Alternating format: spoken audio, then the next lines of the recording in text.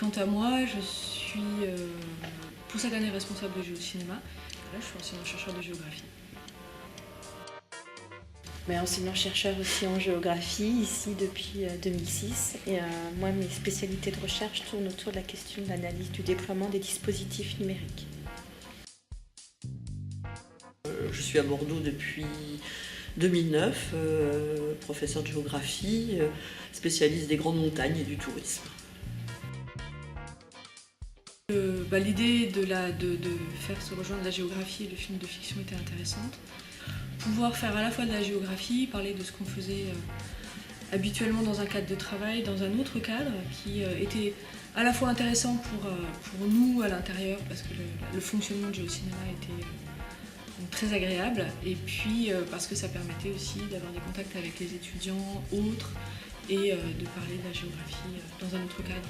C'était vraiment sortir du cadre qui m'intéressait. Moi, en ce qui me concerne, la première fois que j'ai eu le programme géocinéma dans mon casier, c'était en mai 2007. Je me suis dit, mais qu'est-ce que c'est que cet ovni? Qu'est-ce que c'est que ce truc?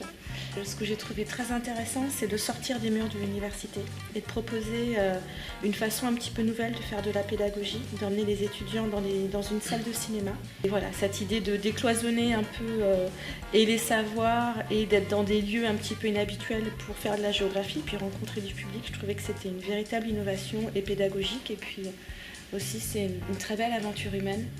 Alors moi, c'est amusant parce que j'ai découvert géocinéma en fait comme intervenante, puisque j'ai été sollicitée avant d'arriver, d'être nommée professeure à Bordeaux, j'ai été sollicitée par Véronique André-Lamatte pour intervenir avec Bernard Debarbieu sur le film Blade Runner. Et quand j'ai découvert le dispositif du festival, comment ça se passait, l'ambiance, etc., j'ai trouvé ça formidable. Et bien évidemment, quand j'ai été recrutée à Bordeaux, je me suis dit il faut que je rejoigne cette équipe-là. Je ne sais pas très bien ce que je vais pouvoir y faire, etc. Mais ça m'intéresse. On vous fait un cours, hein. C'est ça. Le problème, c'est ça. C'est ça, c'est une fenêtre sur le monde de la même façon que la carte et une fenêtre sur un type de phénomène, sauf que là on est sur quelque chose qui est un univers qui est animé, qui est artistique. Enfin, qu'il y a toujours une dimension géographique, de toute façon, par les paysages qui sont abordés, par les thématiques que le film peut mettre en œuvre. Puis moi, je trouve qu'il y a quelque chose quand même d'assez extraordinaire dans la forme cinématographique elle-même, c'est qu'elle permet de concentrer du temps et de l'espace sur 1h25, 2 heures. On peut aller dans le passé, on peut aller dans le futur, on peut être ubiquiste, c'est-à-dire que l'écran de cinéma nous permet d'être dans un lieu et dans un autre en même temps. Et ça, c'est quelque chose qui intéresse la géographie, puisqu'on s'intéresse aussi à la dimension spatiale des individus et à cette question de la distance, des types de distance. Il y a tout le dispositif aussi que je trouve intéressant, puisque en gros, d'une certaine façon, les cinéastes s'intéressent beaucoup à l'espace et ils doivent le prendre en compte en permanence pour raconter. Et donc, c'est des gens qui ont d'une certaine façon une autre façon d'entrer dans la problématique spatiale qui nous intéresse aussi et qui nous dit à la fois des choses sur l'espace des sociétés et à la fois sur la façon dont on peut mobiliser l'espace pour dire des choses. Alors moi, le thème qui m'a le plus marqué, mais c'est peut-être parce que c'est l'année où je suis arrivée, c'est celui du pont.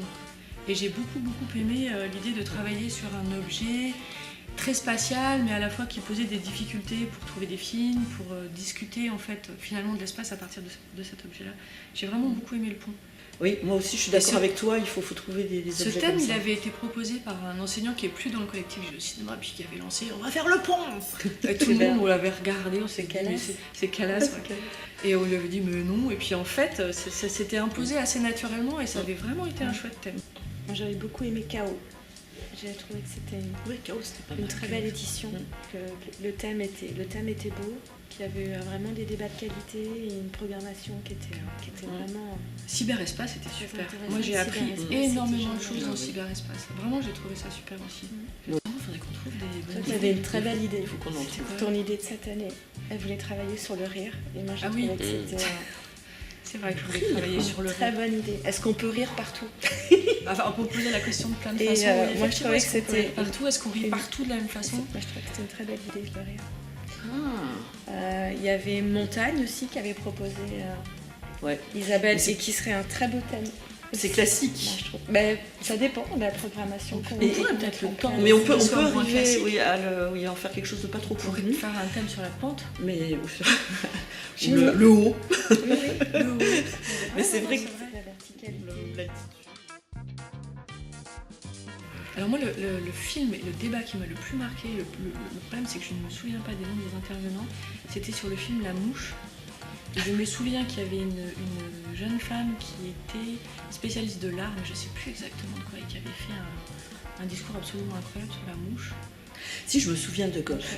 On l'a mis dans notre article des Annales, là, le petit incident qui avait eu lieu entre quelqu'un dans le public et puis Hervé Regnault sur le film Les chemins de la liberté de Peter Weir. Voilà, ça y est. Moi, Et- j'y étais pas à cette Voilà, et là il y a eu un espèce d'incident parce que en fait Hervé Regnault a voulu expliquer aux gens, au public, que les paysages qui étaient traversés, les milieux qui étaient traversés dans leur succession, ce n'était pas possible, que la succession des paysages filmés n'était pas compatible avec la réalité des gradients climatiques et géographiques qu'on pouvait rencontrer dans la réalité. Il y a une personne qui était intervenue en disant mais on s'en fiche parce que finalement, enfin, vous êtes en train de nous désenchanter le film. Et ça avait posé question sur la façon, effectivement, dans le décryptage géographique. À un moment donné, il peut effectivement désenchanter la poésie ou l'imaginaire qu'on peut projeter sur un film. Et que finalement, est-ce que c'était ça le plus important? Et je pense qu'il y avait eu une incompréhension entre le public et l'intervenant à ce moment-là. Il y avait deux interventions moi, que j'avais trouvées génialissimes, mais parce que c'est deux personnages, c'est celle de Musset sur le thème chaos, parce qu'il avait fait des choix de films en plus qui étaient hyper pointus, des films de science-fiction des années 50, 60 qui étaient vraiment super.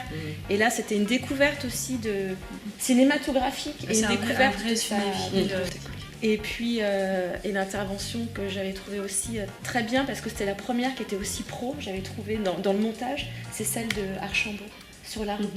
Parce que là, il avait fait un très beau montage aussi.